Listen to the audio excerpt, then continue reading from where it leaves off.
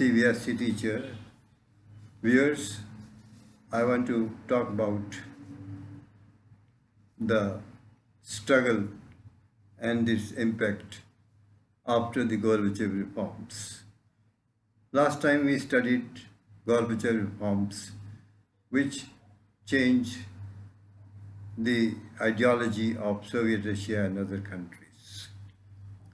We had studied that Gorbachev made certain reforms in Russia and other countries because there was no individual freedom, there was no democracy, there was the dictatorship of the Communist Party. It had far-reaching changes in the countries of Soviet Russia and other countries. There was the domestic opposition, there was the violence, and today we study how it affected various countries. For example, the main country of the main state of the Soviet Union was Russia. There was,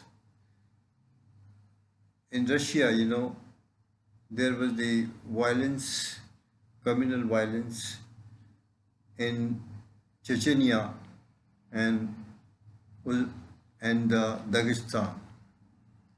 Then we come to the mid-Asian countries, Tajikistan, Azerbaijan. There was the domestic opposition and the violence.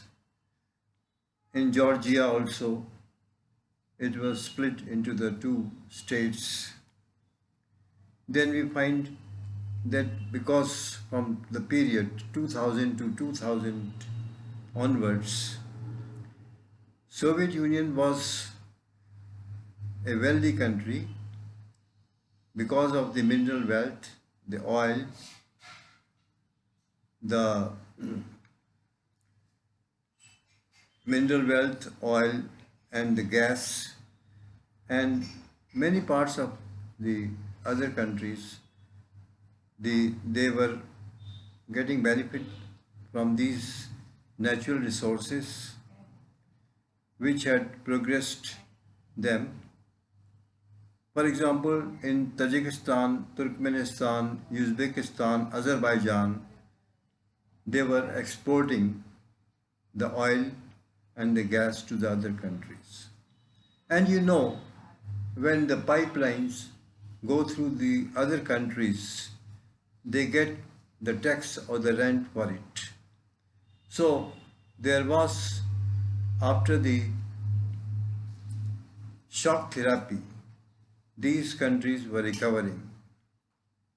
And as we knew that the mafia or the capitalism was there, and there was the Gajar sale because the industries were sold at thrown away prices to the private companies. So the recovery was very essential. But we find that afterwards the countries could not recover fully, and they had seen the violence and the opposition, the rebellion, and in most countries the rebellion also were there, and they gave rise to the new states. For example, the East European countries like Czechoslovakia and Yugoslavia. Czechoslovakia was divided into two parts. One was a Czech and the other was a Slovakia. Yugoslavia was also split into different parts. There was the Bosnia-Herzegovina and the Croatia. And the Croatia itself made itself independent of the Soviet rule or the Yugoslavian rule. So there was a crying demand for the independence. And if you see the location of these countries, on the one side there was the Russia, Afghanistan, and India. So in between the Middle East countries, they were rich in oil, and there was natural that Soviet Russia, America and China were looking at these Middle East countries, and they were trying to take advantage of the situation. America was trying to, after the 9/11, 2001 9/11 attack, America wanted to make these places as their bases, and it had demanded from other countries the free airspace so that the America can make them as their base. Now today the more interesting chapter, that a more interesting subject that we will study is that what was the relation of India with Soviet Russia? Was India in the hold of Soviet Russia like other countries? So I will say that there was tremendous influence of Soviet Russia on India, but it was an indirectly it was involved as a member of the Soviet bloc. There were certain reasons for it.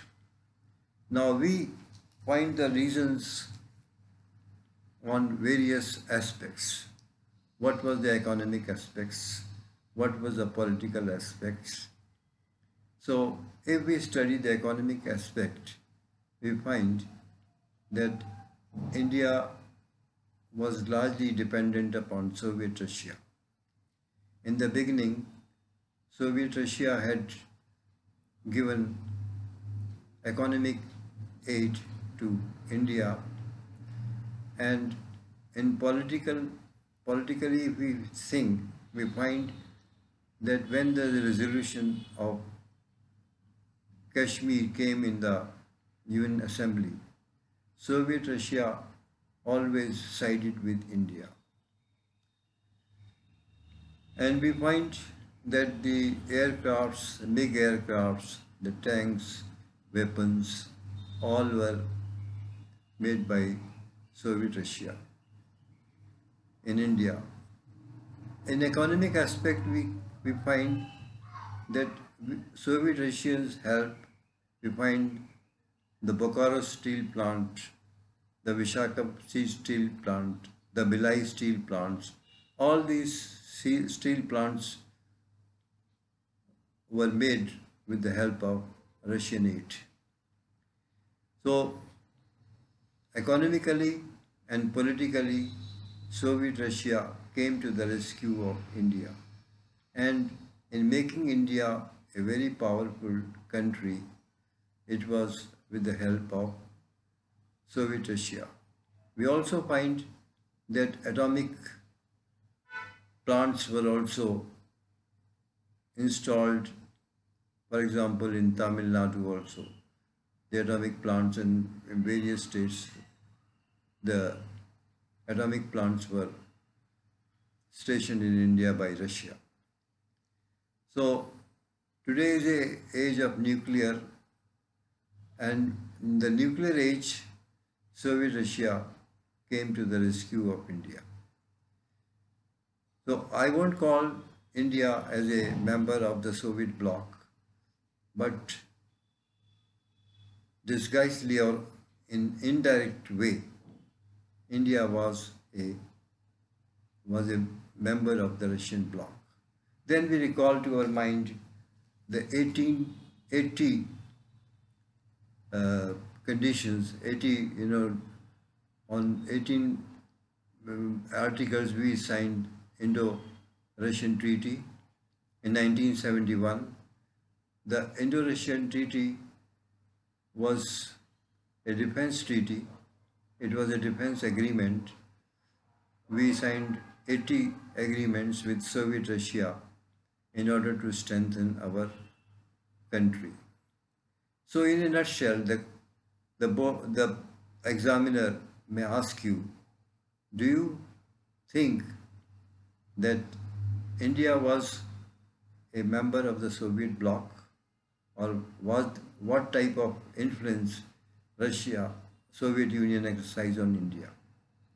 So you have to answer this question that there were economic, there were political, there were military agreements by which India could be termed as one of the country which sided with the Soviet Union bloc. But as far as other policies are concerned, India always India always said that there should not be bipolarity in the world. There should be multiple agencies. There should be peace, stability, and there should be friendship with all the nations. So my my suggestion to the student is that when you prepare the question, you prepare the short questions, just as what was the impact of the reforms, Gorbachev reforms on Soviet Russia, how Soviet Russia changed itself, what were its effects upon the Mid-Asia and European countries. So you can make short questions, just like what is Cold War, what is garage sale, was India a country which belonged to the Soviet bloc? In what way you can say that India was not in the bloc of the Soviet Russia? Name the two countries, name the 2 or 3 countries which were interfering in the affairs of the oil-rich countries. So you can prepare some short questions for your examination. Thank you.